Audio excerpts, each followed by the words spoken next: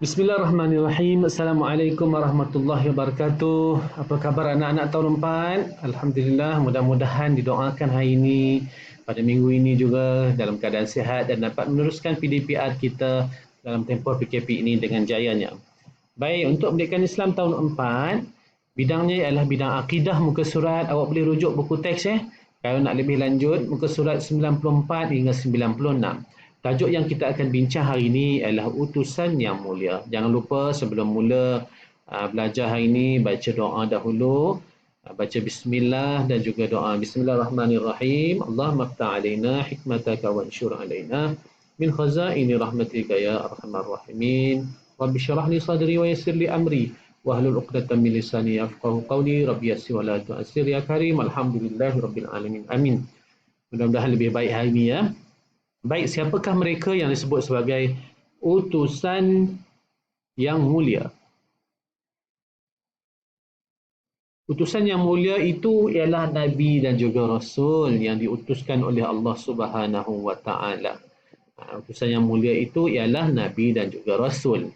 Namun begitu, ada perbezaan antara Nabi dan juga Rasul. Awak boleh baca kat sini, Nabi ialah seorang lelaki yang dikurniakan wahyu untuk diamalkan dan tidak diperintahkan. Ini Nabi ini tidak diperintahkan untuk menyampaikan kepada orang lain.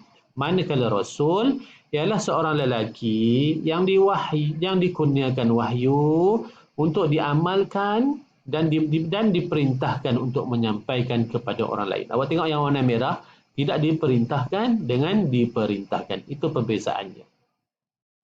Seterusnya, apakah hukum beriman kepada Rasul? Hukumnya ialah wajib. Kerana apa? Kerana beriman kepada Rasul masuk dalam rukun iman yang kita belajar. Rukun iman ada 6. Rukun iman ada 6. Salah satu daripadanya ialah beriman kepada Rasul. Hukumnya wajib. Jangan kata sunat lah. Hukumnya wajib kita beriman kepada Rasul. Apakah dalil yang menyatakan bahawa kita wajib beriman kepada Rasul? Dalam surah An-Nisa, dalam Al-Quran ada satu surah namanya surah An-Nisa. Surah An-Nisa ni adalah surah yang keempat dalam Al-Quran.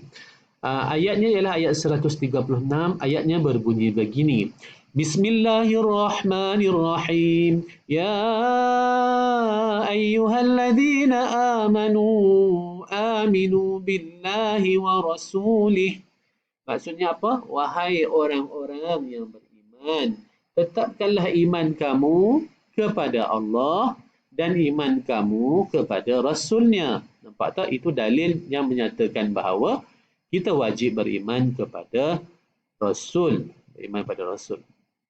Baik, selepas itu, mari sama-sama kita cuba nyanyi supaya kita boleh ingat lagi siapa yang disebut sebagai Nabi tadi. Okey, baik.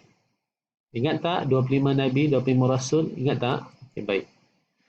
Kita nyanyi sama-sama. Bismillahirrahmanirrahim. As-salatu ala nabi wassalamu ala rasul wal anbiya'il mursalin kulluhum mukramun. Selawat ke atas Nabi, sejahtera ke atas Rasul, Nabi-Nabi yang diutuskan, mereka semua adalah mulia.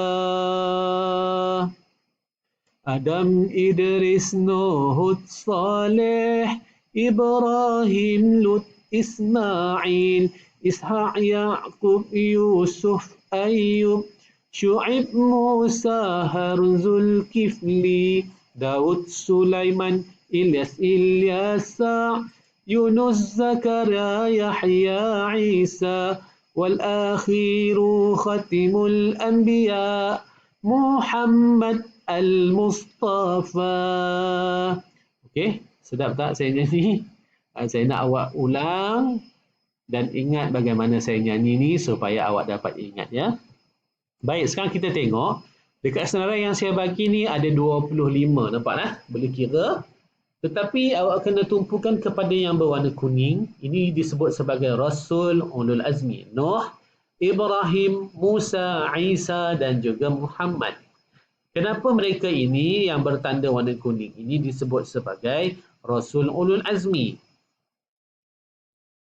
Kerana apa? Pertama, kerana para Rasul ini memiliki ketabahan yang luar biasa untuk menghadapi ujian dalam menyampaikan risalahnya. Mereka ini antara yang paling besar diuji.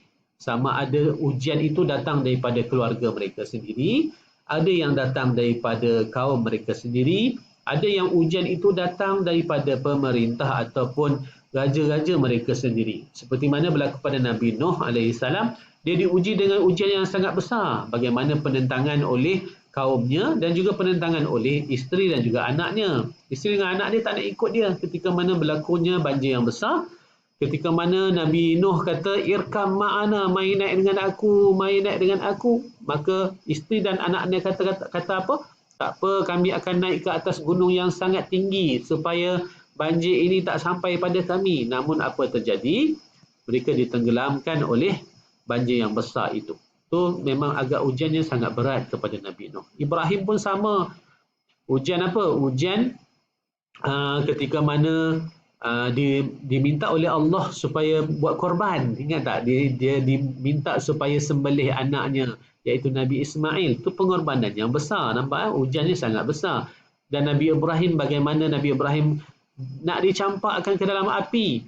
Oleh apa? Oleh raja ketika itu. Kerana tak puas hati, kerana marah dengan ajaran yang kerana marah dengan Ibrahim, maka nak dicampakkan Nabi Ibrahim dalam api. Tapi Allah sebut apa terjadi pada Nabi Ibrahim? Allah sebut, qulna ya naru kuni bardan wa salaman ala Ibrahim. Dan kami jadikan apa? Dan kami jadikan Nabi Ibrahim itu dalam api tadi dalam keadaan sejuk. Dalam keadaan sejuk, dan selamatlah Nabi Ibrahim. Sehingga habis api itu pun Nabi Ibrahim masih sejuk. Itu dugaan yang Nabi Ibrahim terima. Nabi Musa ditentang oleh Fir'aun. Nabi Isa juga ditentang oleh kaumnya. Muhammad juga ditentang oleh kaumnya dan juga saudara yang terdekatnya. Jadi dugaannya sangat besar. Baik, kita sambung lagi. Maaf tadi agak terganggu sedikit pada video ini.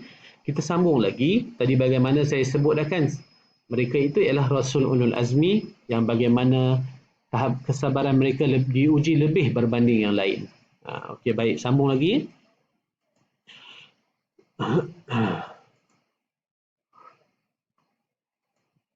Apakah peranan Rasul? Awak boleh baca kat sini. Pertama, menyampaikan wahyu, membimbing manusia supaya beriman kepada Allah, menjelaskan cara hidup yang diredai oleh Allah. Kita nak ikut macam mana Rasul ni? Ikut macam mana Rasul ajar kita lah. Dalam berkeluarga, dalam berkawan, itu semua diajar oleh Nabi. Bagaimana Nabi sayang keluarga, Nabi sayang kawan-kawan dia. Jadi kita kena ikut bagaimana Rasul bagi tahu tu, kita kena ikut. Yang keempat, mendidik manusia berakhlak mulia. Kita kena ikut Nabi, ikut Rasul. Kenapa? Mereka ini mendidik kita supaya berakhlak mulia. Aisyah iaitu isteri Nabi ditanya, bagaimana akhlak Nabi? Maka Aisyah cakap, kana khuluquhul Quran.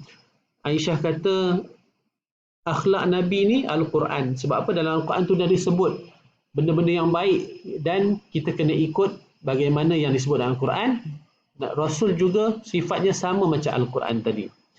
Mengajarkan cara beribadah yang sempurna. Kalau tak ada Rasul, bagaimanalah kita ni solat kan? Bagaimana kita beribadah? Bagaimana kita nak kenal Allah kalau Rasul tak ajar kita kan? Okay, baik.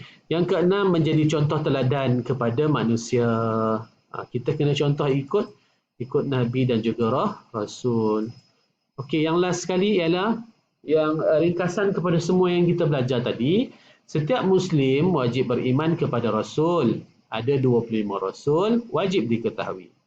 Nabi dan Rasul iaitu lelaki dikurniakan wahyu untuk diamalkan. Nabi tidak diperintahkan untuk menyampaikan wahyu kepada orang lain.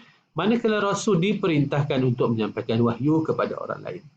Dan kita belajar juga tentang Ulul Azmi. Ada 5 Rasul Ulul Azmi, Nabi Nuh, Ibrahim, Musa, Isa dan juga Muhammad. Saya harap untuk tajuk kali ini anak-anak faham dan cuba ingat apa yang kita belajar hari ini. Nanti cuba jawab soalan Saya cuba masukkan soalan juga, soalan dalam quizzes dan juga soalan dalam modul. Modul yang kita bekalkan kepada anak-anak ada dalam tu juga tajuk utusan yang mulia. Okey, baik. Itu saja daripada saya. Assalamualaikum warahmatullahi wabarakatuh. Cuba buat dengan baik nah.